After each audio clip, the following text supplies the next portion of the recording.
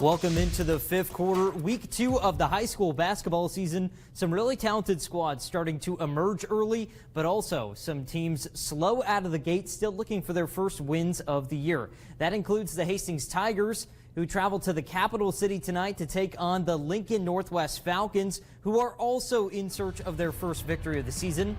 Pick it up in the first quarter. Hastings Creighton Sidlow matched up on the wing, shakes free and knocks down the jumper from the charity stripe. But Lincoln Northwest answers back. Hanson Reed's three gives them the lead. Then now a long pass ahead from the Tigers. Braden Sawicki gets the basket plus the foul. But Hastings falls short against Lincoln Northwest, 61-51 the final. Now to some matchups here in central Nebraska. Northwest boys hosting Crete. Off a miss, Blake Wissing rips down the board. He flips it to Jaden Brent, who steps back into the corner a la Ray Allen to drill the triple for the Vikings. Now Carter Renzi corrals the long rebound, going right back up with it. Check out the acrobatic finish from under the hoop for the Cardinals bucket. Later, loose ball scooped up by Dawson Urbanski. Outlet pass to Brant, then to Grant Weaver. The freshman scores the contested bucket in transition. Northwest outlasts Crete 63-52. Same spot for the girls matchup between the Cardinals and the Vikings. Northwest looking to get above 500 with a win. Crete strikes first. Macy Dunaway leaves it for Cassidy Eggy. The sophomore attacks the open lane and sinks the floater. Now Emerson McIntyre bringing it up for the Vikings. She ends up driving all the way inside, getting a shot up and good, plus the foul. Cardinals trying to hang around in this one. Azalyn Beck working across the paint. Hook shot goes for her, but it's all Vikings down the stretch. Jolie O'Hara converts a basket as Northwest rolls past Crete, 70-44 the final. Now to Aurora. Huskies hosting the Columbus Lakeview Vikings girls matchup. Aurora trying to get their second win of the season. Skip pass to Maddie Raymaker. She knocks down the three to strike first for the Huskies. Vikings break the Huskies press now. Kenzie Greason drives down the lane and hits the layup to put Columbus Lakeview on the board. Following possession, Greason in the corner. She banks in the three to take a Vikings lead. Later, Huskies working in transition. They pass ahead, find Caitlin Stower for three on the wing. She knocks it down, tying the game at 5 as Aurora pulls away in this one, 39-29. Now to the boys matchup between the Huskies and the Vikings. Lakeview trying to stay perfect visiting Aurora. First quarter, Lakeview's Parker Austin looking for screen action on the wing. Instead goes at it himself, galloping into the lane. Shot drops after a few friendly bounces. Now Vikings working some two-man action. Blake Rathbone gets free and hits the elbow jumper high off the back iron. Later, Ryan Stower pushing the pace for the Huskies. Jaden Slagle left alone and he connects on the triple. Aurora knocks down Columbus Lakeview 66-48. Now going to Donovan, where the Cardinals are hosting Hastings St. Cecilia, starting in the boys game. For the Blue Hawks, let's kick it off with the Cardinals on offense. Kaiser Johnson with the good defense here. That leads to good offense. Parker Volk takes the steal and he flips it forward to Jack Poppy, who takes in the bucket. But the Blue Hawks had some offense of their own. Here's Husker Worrell. He's looking for the outlet, finds Malachi Swanson, puts his head down and drives in for the basket.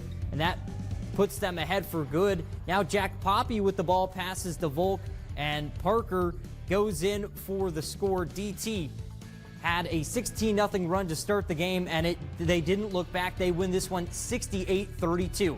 Now to the DT girls, who are looking for their first win after a loss to Holdridge on Tuesday. They would have to beat the Blue Hawks squad that's also looking for their second win here on defense, turning it into good offense. Avery Kissinger intercepts the pass. She goes coast to coast, laying this one in for two. But the Cardinals also had some offense to show off. Here's Carly Richter. She passes it to Braylee Larson. She rainbows this one into the net for three. But the Blue Hawks shot the ball really great tonight. Nathy Krekak to Lily Daly. That shot is up, and it falls from distance. St. Cecilia gets the win here 66-26. And now I'll throw it to our Brady Barron for more high school hoops. Thanks, Marco. Lots of great high school hoops action today, like you said there, including out in Shelton, where the Bulldogs hosted the Kennesaw Blue Devils. Let's start off with the girls' game. The Bulldogs on a 2-game win streak, currently looking to make it 3. They'd start off hot. Aaron Gegg knocks down the triple to open the scoring in this one, and it is all Shelton early. Here's Gracie Willis. She drives, hits a spin, and hits the lay to extend the lead. Kennesaw trying to get on the board. Pass ahead here from the Blue Devils is stolen by Gegg. There is nobody around. She takes this one all the way and hits the layup and pushes the Bulldog lead up to a 10-0 lead early. Shelton would hold on to this lead and win 64-44.